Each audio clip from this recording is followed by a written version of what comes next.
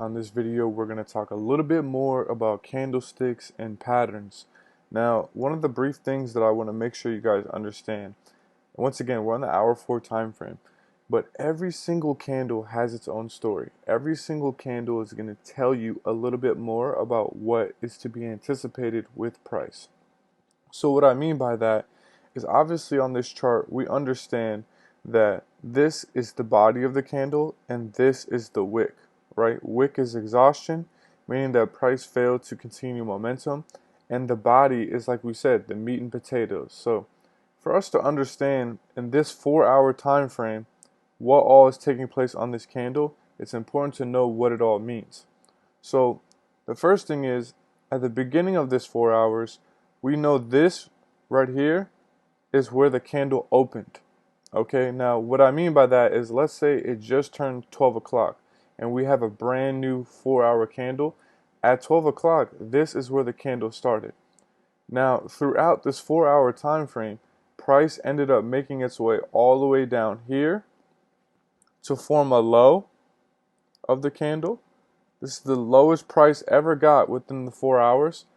And then price also made its way all the way up to here to form a high of this 4-hour candle. See the top of this wick. And then this is where price closed at, the top of the body. So the reason we know price closed up here is because it formed and closed as a bullish candle, letting us know that this is where it opened and this is where it closed. But throughout the time period of this 4 hours, it made a low down here and it made a high up here. This is important for us to know because when we're evaluating the entire story of this candle, we can understand what all is taking place. As well as when we're looking for formations and candlestick patterns, it's important for us to know that these are closed candles so that way we can accurately assess what we think is going to happen.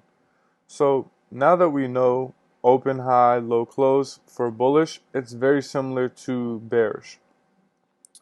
And once again, guys, this is a brief overview. This is kind of basic stuff, but it's important for us to understand candles because candles are what's actually telling the story. So once again, for this bearish candle, you can see that we opened here.